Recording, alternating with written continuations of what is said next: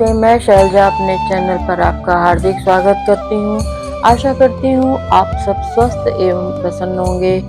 आज मैं श्रीमद् भागवत महापुराण के चतुर्थ स्कंद में 27वें अध्याय की कथा सुनाऊंगी। कथा है पुरंजनपुरी पर चंडवेग की चढ़ाई तथा काल कन्या का चरित्र। तो कथा शुरू करते हैं।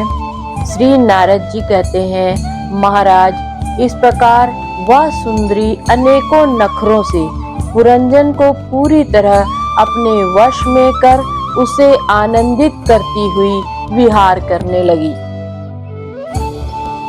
उसने अच्छी तरह स्नान कर अनेक प्रकार के मांगलिक श्रृंगार किए तथा भोजन आदि से तृप्त होकर वह राजा के पास आई।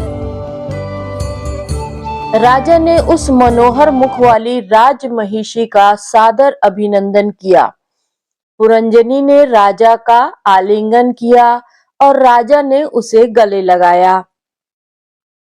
फिर एकांत में मन के अनुकूल रहस्य की बातें करते हुए वह ऐसा मोहित हो गया कि उस कामिनी में ही चित्त लगा रहने के कारण उसे दिन रात के भेद से निरंतर बीतते हुए काल की दुस्तर गति का भी कुछ पता न चला। मद से छका हुआ मनस्वी पुरंजन अपनी प्रिया की भुजा पर सिर रखे महामूल्य शैया पर पड़ा रहता।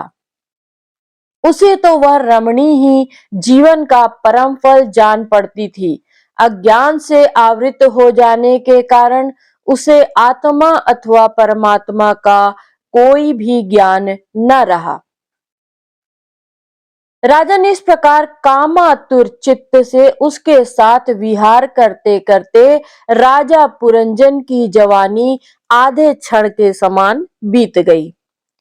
प्रजापति उस पुरंजनी से राजा पुरंजन के 1100 पुत्र और 110 कन्याएं हुई, जो सभी माता पिता का सुयश बढ़ाने वाली और सुशीलता, उदारता आदि गुणों से संपन्न थी। ये पौरंजनी नाम से विख्यात हुई।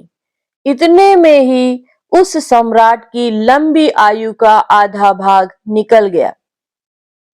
फिर पांचाल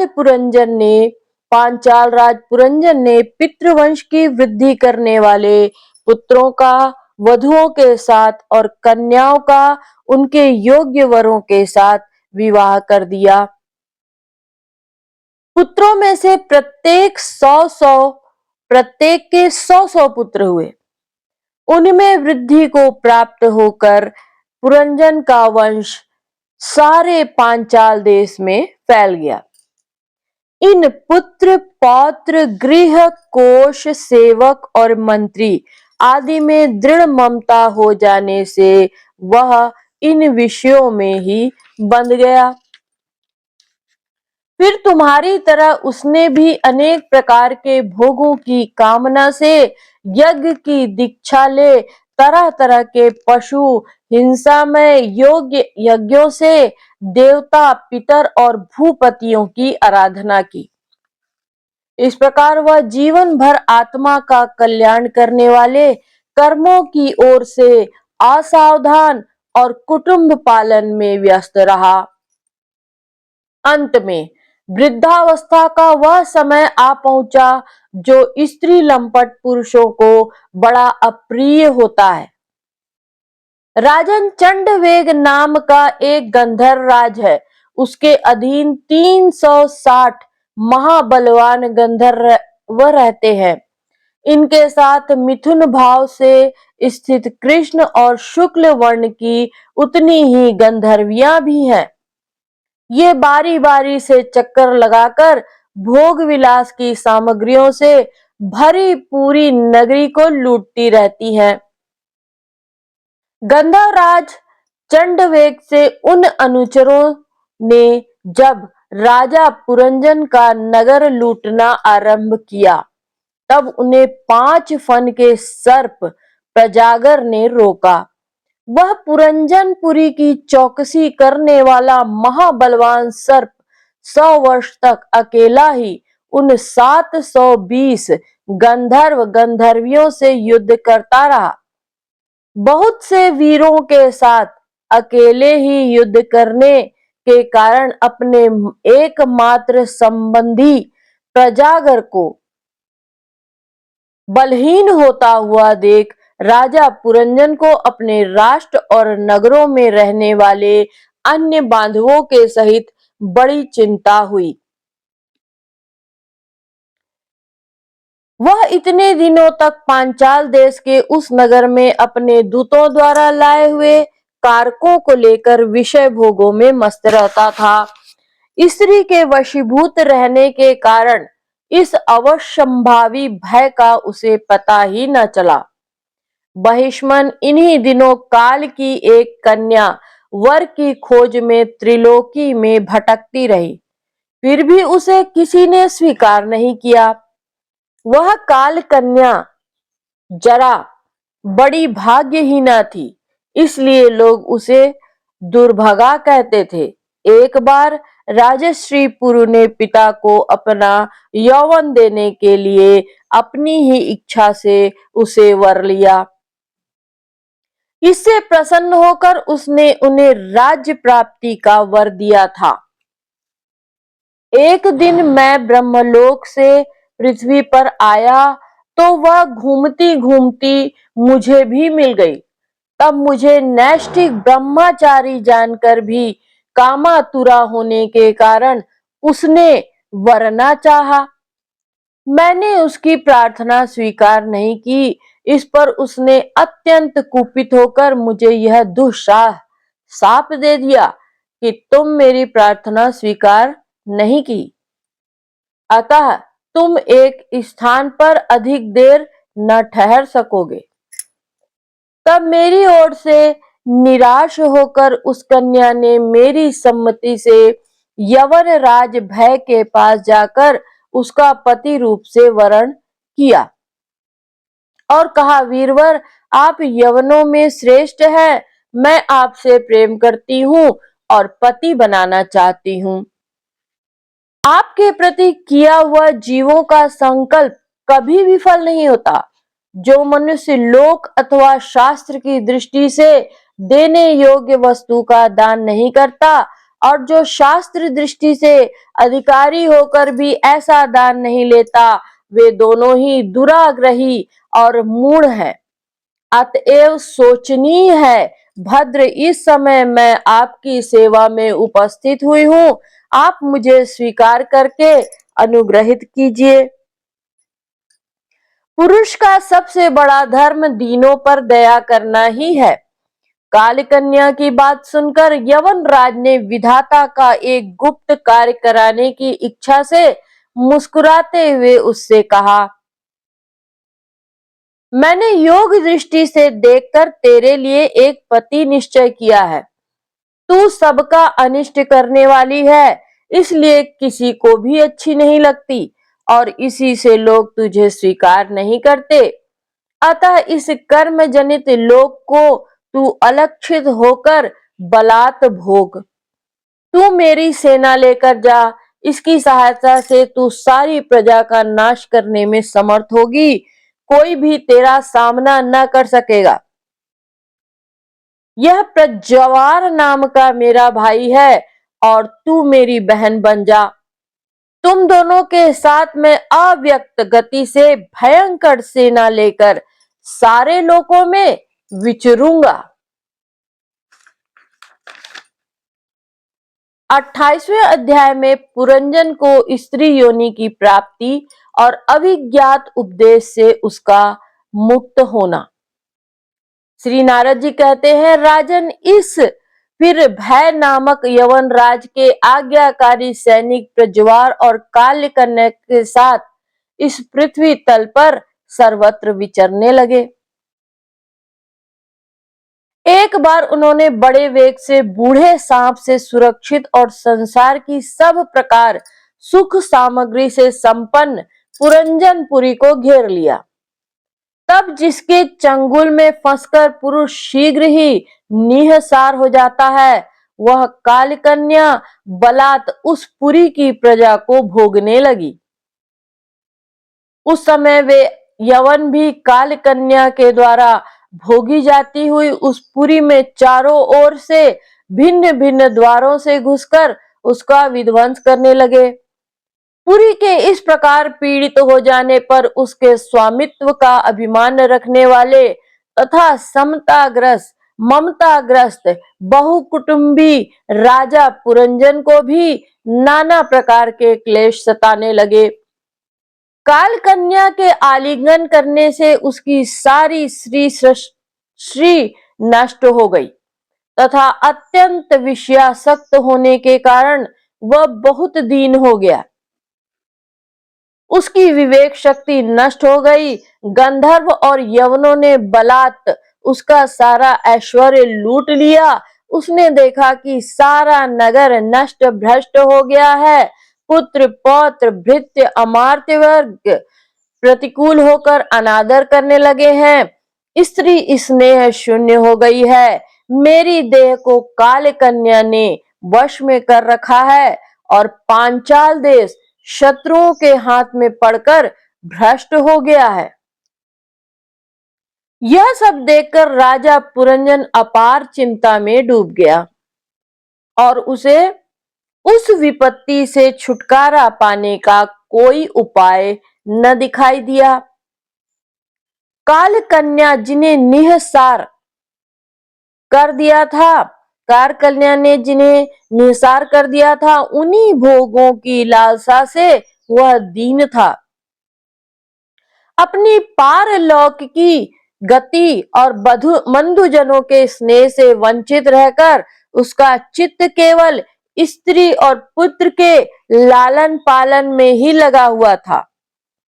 ऐसी अवस्था में उनसे बिछुड़ने की इच्छा न होने पर भी उसे उस पुरी को छोड़ने के लिए बाध्य होना पड़ा, क्योंकि उसे गंधर्व और यवनों ने घेर रखा था तथा काल कन्या ने कुचल दिया था।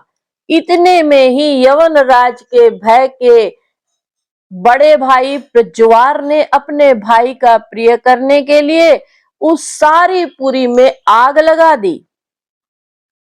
जब वह नगरी जलने लगी तब पूर्ववासी सेवक वृंद संतान वर्ग और कुटुंब की स्वामिनी के सहित कुटुंब वत्सल पुरंजन को बड़ा दुख हुआ। नगर को काल कन्या के हाथ में पड़ा देख उसकी रक्षा करने वाले सर्प को भी बड़ी पीड़ा हुई, क्योंकि उसके निवास स्थान पर भी यवनों ने अधिकार कर लिया था और प्रज्वार उस पर भी आक्रमण कर रहा था। जब उस नगर की रक्षा करने में वह सर्वथा असमर्थ हो गया, वह जिस प्रकार जलते हुए वृक्ष के कोटर में रहने वाला सर्प उससे निकल जाना चाहता था, उसी प्रकार उसने भी महान कष्ट से कांपते हुए वहां से भागने की इच्छा की। उसके अंग प्रत्यंग ढीले पड़ गए थे तथा गंधर्वों ने उसकी सारी शक्ति नष्ट कर दी थी। अतः जब यवन शत्रुओं ने उसे जाते देखकर रोक लिया, तब वह दुखी होकर रोने लगा। गृहासक्त पुरंजन देह गेहादि में मेरेपन का भाव रखने से अत्यंत बुद्धिहीन हो गया था। स्त्री के प्रेम पाश में फंसकर वह बहुत दीन हो गया था।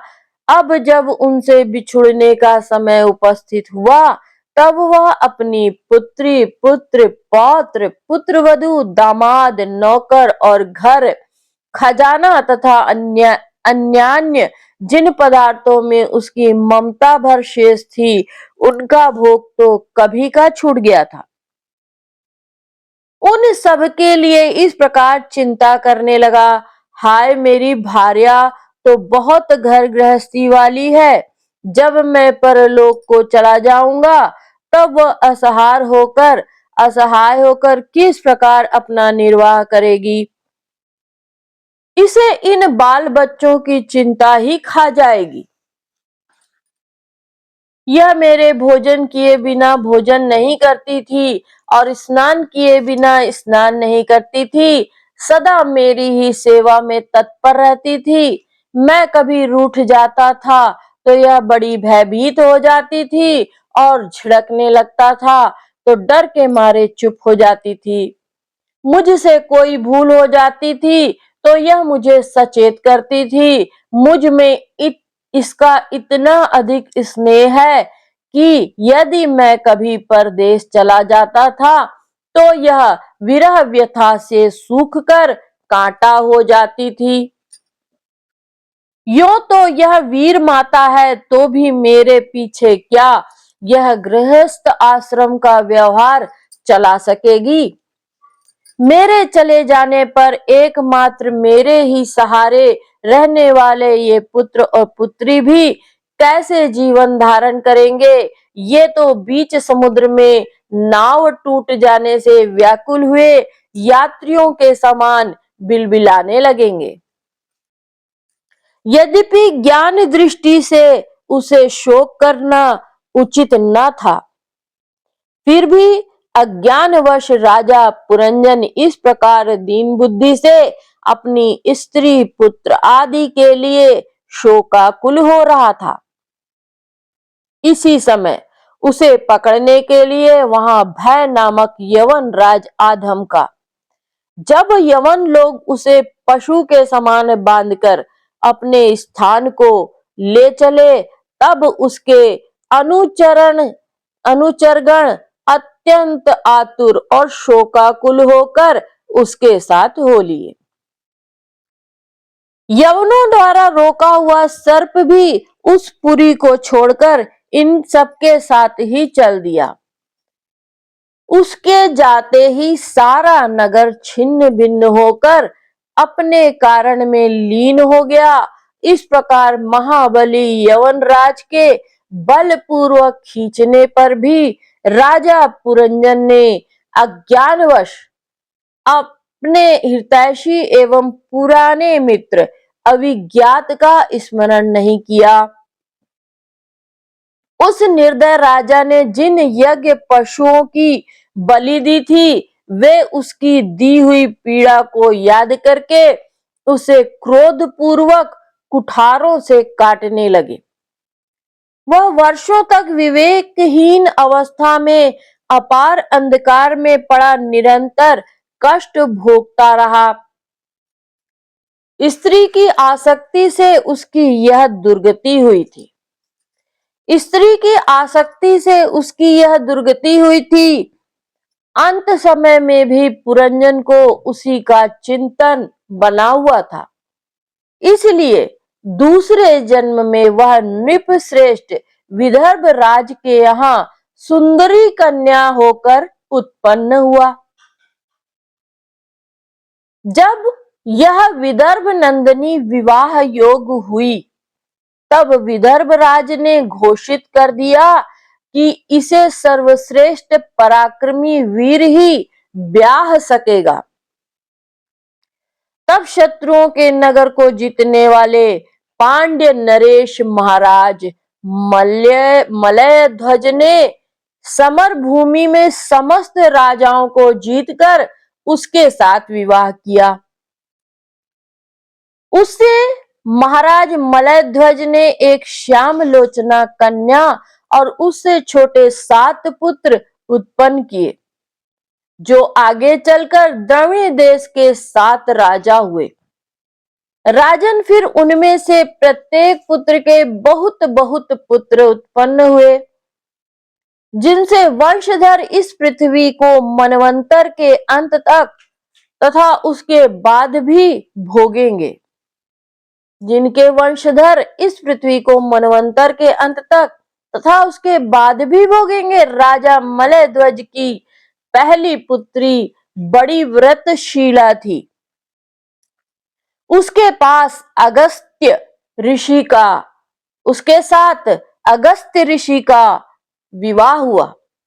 उससे उनके दृढ़च्युत नामक का पुत्र हुआ और दृढ़च्युत के इद्मवाह हुआ। अंत में राजश्री मलयध्वज पृथ्वी को पुत्रों में बांटकर भगवान श्री कृष्ण की आराधना करने की इच्छा से मलय पर्वत पर चले गए। उस समय चंद्रिका जिस प्रकार चंद्रदेव का अनुसरण करती है, उसी प्रकार मतलोचना वैदर्भी ने अपने घर, पुत्र और समस्त भोगों को तिलांजलि दे पांड्य नरेश का अनुगमन किया। वहां चंद्रवसा, ताम्रपर्णी और वटोदका नाम की 3 नदियां थी। उनके पवित्र जल में स्नान करके वे प्रतिदिन अपने शरीर और अंतःकरण को निर्मल करते थे। वहां रहकर उन्होंने कंद, बीज, मूल, फल, पुष्प, पत्ते, तृण और जल से ही निर्वाह करते हुए बड़ा कठोर तप किया। इससे धीरे धीरे उनका शरीर बहुत सूख गया। महाराज मलयध्वज ने सर्वत्र समदृष्टि रखकर शीत, उष्ण, वर्षा, वायु, भूख, प्यास, प्रिय, अप्रिय और सुख, दुख आदि सभी द्वंद्वों को जीत लिया। तप और उपासना से वासनाओं को निर्मूल कर तथा यम नियमादि के द्वारा इंद्रिय, प्राण और मन को वश में करके आत्मा में ब्रह्म भावना करने लगे। इस प्रकार 100 दिव्य वर्षों तक स्थाणु के समान निश्चल भाव से एक ही स्थान पर बैठे रहे। भगवान वासुदेव में सुदृढ़ प्रेम हो जाने के कारण इतने समय तक उन्हें शरीर आदि का भी भान न हुआ। राजन गुरु स्वरूप साक्षात श्री हरि के उपदेश किए हुए तथा अपने अंतःकरण में सब ओर स्फुरित होने वाले विशुद्ध विज्ञान दीपक से उन्होंने देखा कि अंतःकरण की वृत्ति का प्रकाशक आत्मा स्वप्नावस्था की भांति देहादि समस्त उपाधियों में व्याप्त और उनसे पृथक भी है। ऐसा अनुभव करके वे सब ओर से उदासीन हो गए। फिर अपनी आत्मा को पर ब्रह्म में और पर ब्रह्म को आत्मा में अभिन्न रूप से देखा और अंत में इस अभेद्य चिंतन को त्याग कर सर्वथा शांत हो गए। राजन इस समय पति परायणा वैदर्भी सब प्रकार के भोगों को त्याग कर अपने परम धर्मज्ञ पति मलय ध्वज की सेवा बड़े प्रेम से करती थी। वह चीर वस्त्र धारण किए रहती, व्रत उपवास आदि के कारण उसका शरीर अत्यंत कृश हो गया था और सिर के बाल आपस में उलझ जाने के कारण उनमें लटे पड़ गई थी। उस समय अपने पति देव के पास वह अंगार भाव को प्राप्त धूम रहित अग्नि के समीप अग्नि की शांत शिखा के समान सुशोभित हो रही थी। उसके पति परलोकवासी हो चुके थे, परंतु पूर्ववत स्थिर आसन से विराजमान थे। इस रहस्य को ना जानने के कारण वह उनके पास जाकर उनकी पूर्ववत सेवा करने लगी। चरण सेवा करते समय जब उसे अपने पति के चरणों में गर्मी बिल्कुल नहीं मालूम हुई, तब तो वह झुंड से बिछड़ी हुई मृगी के समान चित्त में अत्यंत व्याकुल हो गई। उस बीहड़ वन में अपने को अकेली और दीन अवस्था में देखकर वह बड़ी शोकाकुल हुई और आंसुओं की धारा से स्तनों को भिगोती हुई वह बड़े जोर जोर से रोने लगी। वह बोली, राजश्री उठिए उठिए, समुद्र से घिरी हुई यह वसुंधरा लुटेरों और अधार्मिक राजाओं से भयभीत हो रही है, आप इसकी रक्षा कीजिए। पति के साथ वन में गई हुई वह अबला इस प्रकार विलाप करती पति के चरणों में गिर गई और रो रो कर आंसू बहाने लगी। लकड़ियों की चिता बनाकर उसने उस पर पति का शव रखा और अग्नि लगाकर विलाप करते करते स्वयं सती होने का निश्चय किया। राजन, इसी समय उसका कोई पुराना मित्र, एक आत्मज्ञानी ब्राह्मण वहां आया। उसने उस रोती हुई अबला को मधुर वाणी से समझाते हुए कहा। ब्राह्मण ने कहा, तू कौन है, किसकी पुत्री है और जिसके लिए तू शोक कर रही है, वह यह सोया हुआ पुरुष कौन है? क्या तुम मुझे नहीं जानती? मैं वही तेरा मित्र हूँ जिसके साथ तू पहले विचरा करती थी। सखे, क्या तुम्हें अपनी याद आती है? किसी समय मैं तुम्हारा अभिज्ञात नाम का सखा था। तुम पृथ्वी के भोग भोगने के लिए निवास स्थान की खोज में मुझे छोड़कर चले गए थे। आर्य, पहले मैं और तुम एक दूसरे के मित्र एवं मानस निवासी हंस थे। हम दोनों सहस्त्रों वर्षों तक बिना किसी निवास स्थान के ही रहे थे, किंतु मित्र, तुम विषय भोगों की इच्छा से मुझे छोड़कर यहाँ पृथ्वी पर चले आए। यहाँ घूमते घूमते तुमने एक ऋषि स्त्री का रचा हुआ स्थान देखा। उसमें 5 बगीचे, 9 दरवाजे, 1 द्वारपाल, 3 परकोटे, 6 वैश्यकुल और 5 बाजार थे। वह 5 उपादान कारणों से बना हुआ था और उसकी स्वामिनी एक स्त्री थी। महाराज, इंद्रियों के 5 विषय उसके बगीचे थे। 9 इंद्रिय छिद्र द्वार थे। तेज, जल और अन्न 3 परकोटे थे। मन और 5 ज्ञानेन्द्रिया 6 वैश्यकुल थे। क्रिया शक्ति रूप कर्मेंद्रिया ही बाजार थी। 5 भूत ही उसके कभी क्षीण न होने वाले उपादान कारण थे और बुद्धि शक्ति ही उसकी स्वामिनी थी।